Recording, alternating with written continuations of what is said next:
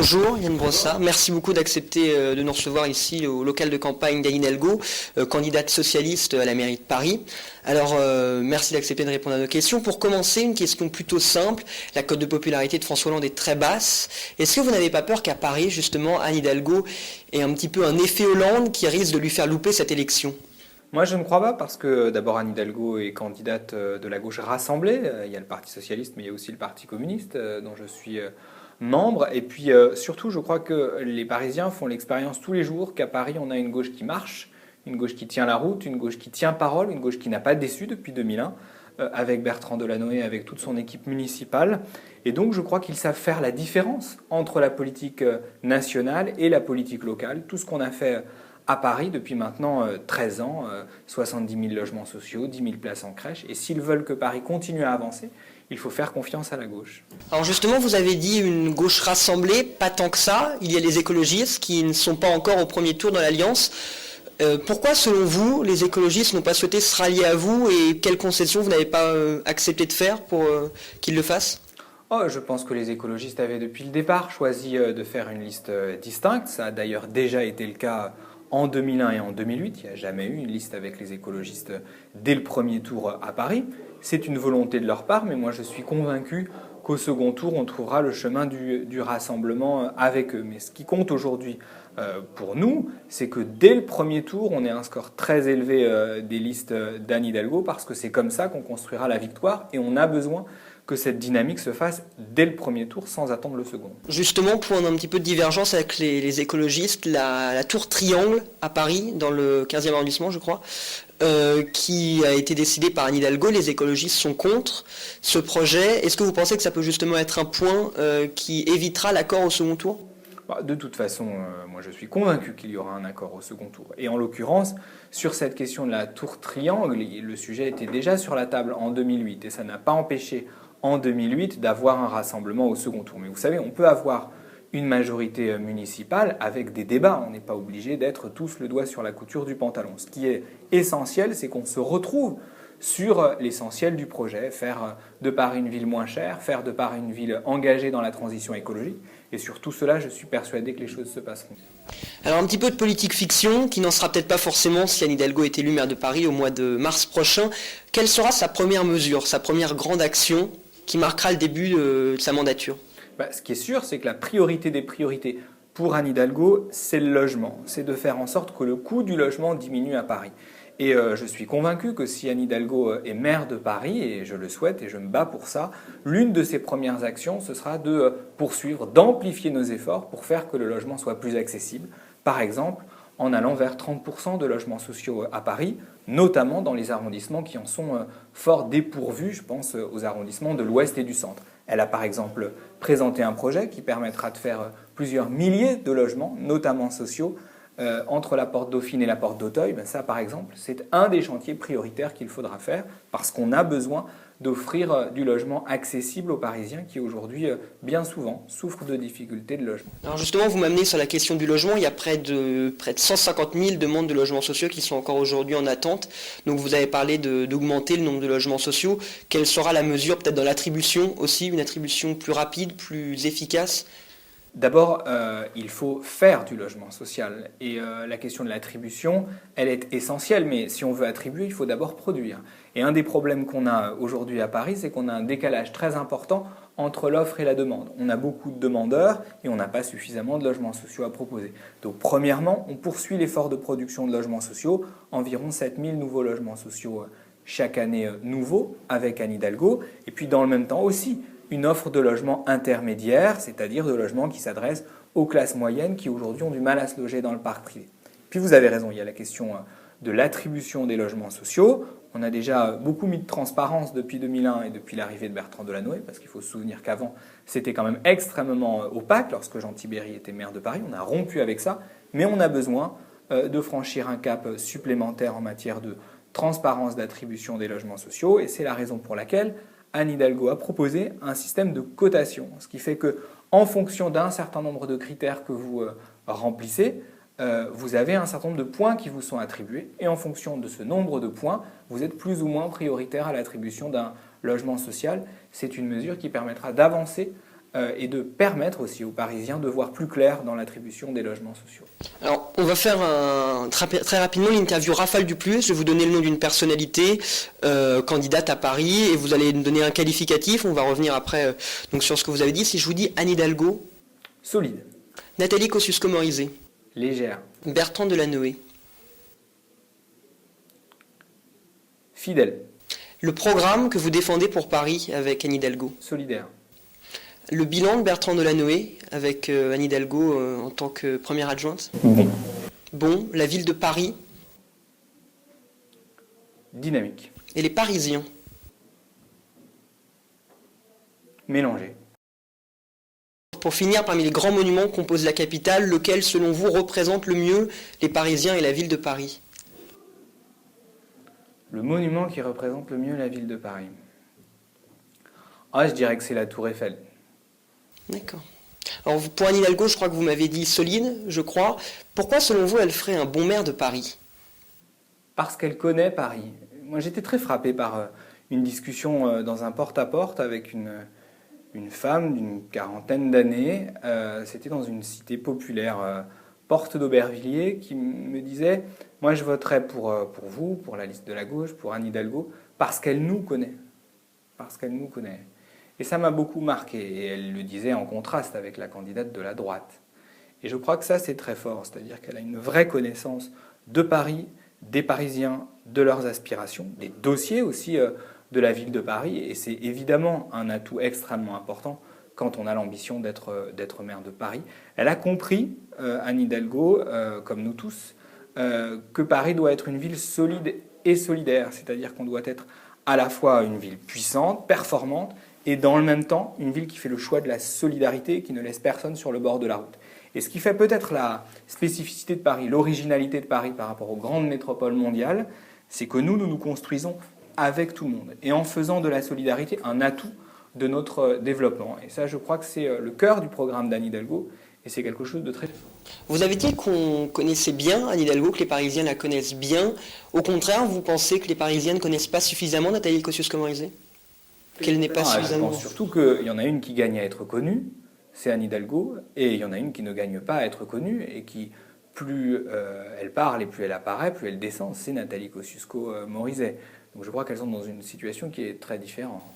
Alors vous m'avez dit la Tour Eiffel comme monument qui représente le mieux la capitale. On en a parlé à la fin de l'année 2013. Il y a une étude qui est parue montrant que la ville de Londres avait plus ou moins surpassé la ville de Paris sur le tourisme. Quelles seront les mesures d'Anne Hidalgo pour favoriser le tourisme et la venue des étrangers en France pour la visite touristique? D'abord, ça n'est pas vrai.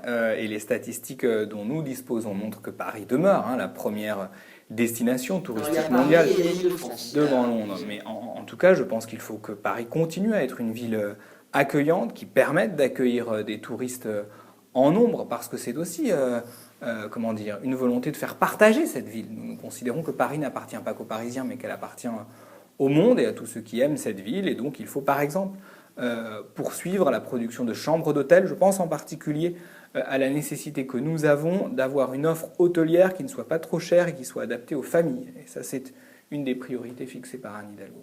Alors parmi tout ce qui a lancé les projets qu'avait lancé Bertrand Delanoë, il y a Paris-Plage, la fermeture des voies sur berge. Tous ces projets vont perdurer avec Anne Hidalgo? Bien sûr, bien sûr.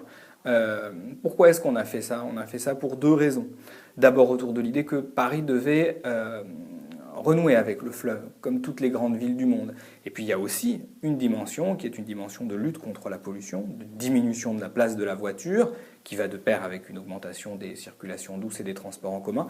Et cette dimension-là, moi je l'assume, c'est-à-dire qu'on ne peut pas à la fois dire qu'on doit lutter contre la pollution et continuer dans le même temps à avoir de la bagnole partout à Paris. Et ça, c'est un vrai élément de clivage d'ailleurs, entre nous, la gauche, et la droite, qui, elle, s'est fait systématiquement le défenseur de la voiture et du conservatisme dans ce domaine-là. Donc on a là deux projets qui sont très différents pour cette ville. Justement, Anne Hidalgo a dit qu'elle voulait rendre vertes certaines zones de la capitale en supprimant donc l'accès aux voitures. Dans le projet que vous avez proposé, il y a une liste d'endroits où on pourrait supprimer l'accès aux voitures, sauf que certains de ces endroits n'appartiennent pas à la ville de Paris. Quelle serait la solution? Racheter ces terrains, avoir l'accord des propriétaires? Il y a une discussion qui doit avoir lieu. C'est par exemple le cas pour ce qui est de la ceinture verte autour de Paris de RFF. Et ces discussions devront se poursuivre et aboutir surtout. Mais vous savez, quand Paris parle, c'est pas n'importe quoi. C'est la capitale de la France. Et donc Paris a aussi des marges de manœuvre, une certaine autorité qui lui permet d'être entendu des instances concernées. Mais vous voyez par exemple, on voit bien que avenue Foch, où on a toute une zone qui aujourd'hui est totalement sous-utilisée, où on a 8 voies de circulation, on pourrait tout à fait reconquérir cet espace-là et permettre de le transformer en un Central Park à la française, avec la possibilité pour le Bois de Boulogne d'entrer dans Paris. Mais typiquement, c'est un projet qui est défendu par Anne Hidalgo, et j'ai vu que la droite s'y opposait, comme on pouvait s'y attendre. Mais on voit là, sur un exemple concret, qu'on a deux projets très différents pour cette ville, entre Anne Hidalgo et ce que propose l'UMP. Autre point de divergence droite-gauche, ils sont nombreux, mais il y a la tour Montparnasse à Paris que Nathalie Kosciusko-Morizet veut détruire. Anne Hidalgo souhaite la conserver. Pourquoi vous pensez que c'est important pour la capitale d'avoir cette grande tour au milieu de son espace ? D'abord, la proposition de Nathalie Kosciusko-Morizet est totalement fantaisiste, puisqu'on a des dizaines et des dizaines de copropriétaires dans la tour Montparnasse. Apparemment d'ailleurs, elle a fait cette proposition sans même consulter le maire du 15e arrondissement, Philippe Goujon, alors même que la tour Montparnasse est dans le 15e, qui lui-même était furieux. Ce qui montre d'ailleurs une certaine légèreté dans son appréhension des dossiers. Je disais qu'elle était légère quand vous me demandiez de trouver un qualificatif pour la désigner, mais je trouve que ce sujet est exemplaire. Comment voulez-vous détruire une tour qui a plus d'une centaine de copropriétaires différents, ce qui supposerait d'ailleurs de les indemniser, ce qui coûterait extrêmement cher à la ville de Paris. On estime d'ailleurs que s'il fallait la supprimer, ça nous coûterait plus d'1 milliard d'euros, soit un budget un huitième du budget de la ville de Paris. Donc c'est une proposition qui est totalement fantaisiste. Il ne s'agit pas d'ailleurs de savoir s'il faut la détruire ou pas. On ne peut pas la détruire. La question c'est comment on fait avec. Et en l'occurrence, le dossier prioritaire pour ce qui est de la tour Montparnasse, c'est le désamiantage, et c'est évidemment un sujet sur lequel il faudra avancer. Vous avez parlé du fait que ça aurait un coût important financier. À combien chiffrez-vous le budget d'Anne Hidalgo pour la mandature ? Quel sera le coût de toutes ces propositions ? Ce que Anne Hidalgo dit très clairement, c'est qu'elle prévoit 8,5 milliards d'investissement pour les prochaines années, ce qui veut dire qu'on va rester sur un niveau d'investissement très élevé et qui est assumé. Et ça me paraît très important pour deux raisons. D'abord parce que investir, ça permet de produire du service public. Et donc si on veut faire, comme on le dit, de nouveaux logements sociaux, 5000 nouvelles places en crèche, évidemment que ça a un coût. Et puis dans le même temps, vous savez, quand on a un niveau d'investissement public élevé, on tire vers le haut, notamment le secteur du bâtiment, du BTP, qui est aujourd'hui très en difficulté. La commande publique permet de soutenir l'emploi. Et donc, c'est une bonne chose.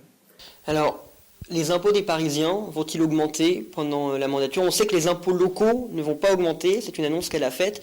Que sera-t-il du reste ? Il y a deux choses qui sont essentielles pour nous. Un, il y a un engagement très clair d'Anne Hidalgo de ne pas augmenter les impôts locaux à Paris, donc de ne pas bouger les taux de la taxe d'habitation et le taux de la taxe foncière. C'est un engagement de campagne qui sera tenu. D'ailleurs, dans ce domaine-là, la gauche parisienne a toujours tenu ses engagements. Entre 2001 et 2008, il n'y a pas eu d'augmentation d'impôts. Nous avons dit que nous allions augmenter les impôts dans les 2 premières années de la mandature 2008-2014. On l'a fait et on ne l'a pas fait par la suite. C'est-à-dire qu'on a tenu tout à fait nos engagements dans ce domaine. Mais il y a un engagement d'Anne Hidalgo auquel je tiens beaucoup, c'est l'idée de rendre Paris moins cher. Parce qu'au fond, derrière la question des impôts, la question qui se pose, c'est la question du pouvoir d'achat des ménages parisiens. Et si aujourd'hui, les ménages parisiens ont un pouvoir d'achat qui est parfois mis en difficulté, ce n'est pas à cause des impôts locaux, c'est d'abord à cause du prix du logement. Et tout ce qu'on va faire pour baisser le prix du logement à Paris permettra d'améliorer le pouvoir d'achat des Parisiens. C'est ce qu'Anne Hidalgo dit quand elle dit qu'elle veut rendre Paris moins cher, faire de cette ville une ville plus accessible économiquement. Et ça, c'est un axe de campagne qui pour nous est fondamental et c'est un engagement que nous tiendrons. Avant-dernière question, un petit peu sportive pour le fond. On a vu les Jeux de Sotchi qui se sont déroulés en Russie. Paris a perdu la candidature des Jeux de 2012. Est-ce qu'il est projetable qu'Anne Hidalgo propose une nouvelle candidature au ministère des Sports si elle est élue maire de Paris ? Je ne sais pas encore. Ce qui est certain, c'est qu'il faudra pour le coup, si jamais nous étions dans une aventure comme celle-là, que ce soit une candidature de Paris, sans doute davantage de la métropole d'ailleurs, qui soit construite avec le mouvement sportif. Et c'est à ce moment-là une hypothèse sur laquelle nous pourrions travailler. Alors dernière question, Yann Brossat, vous êtes plutôt jeune, vous êtes engagé en politique à l'âge de 17 ans au Parti communiste. Qu'est-ce qui vous a donné envie de vous engager en politique, de vous engager pour la vie de la collectivité ? L'envie d'être utile. Moi, j'ai toujours eu envie d'être utile. C'est ce qui m'a conduit d'abord à être enseignant, ensuite à être élu, à faire de la politique. Moi, j'ai toujours eu envie d'être utile et c'est, je crois, le moteur qui m'a animé. Et puis la politique, c'est toujours des rencontres. On ne devient pas militant politique en lisant des livres. On devient d'abord des militants politiques en rencontrant des gens. Et moi, en l'occurrence, quand j'avais 17 ans, j'ai rencontré des gens qui étaient militants communistes. Il y avait un élu parmi eux, d'ailleurs, qui se battaient pour sauver un hôpital public dans le 14e arrondissement. Et leur engagement m'a plu parce que c'était un engagement désintéressé, qui ne visait pas à tirer un profit personnel de leur militantisme, mais simplement à être utile, à être au service des gens. Et c'est ça, moi, qui m'a conduit à la politique et je ne regrette pas. Parti communiste parce que, d'abord, les gens que j'ai rencontrés étaient des militants communistes. Et j'ai tendance à penser qu'on devient d'abord communiste par des rencontres avec des militants communistes. Et donc c'est ça, moi, qui m'a conduit là. Et je ne regrette pas et je suis fidèle à mon engagement de 17 ans.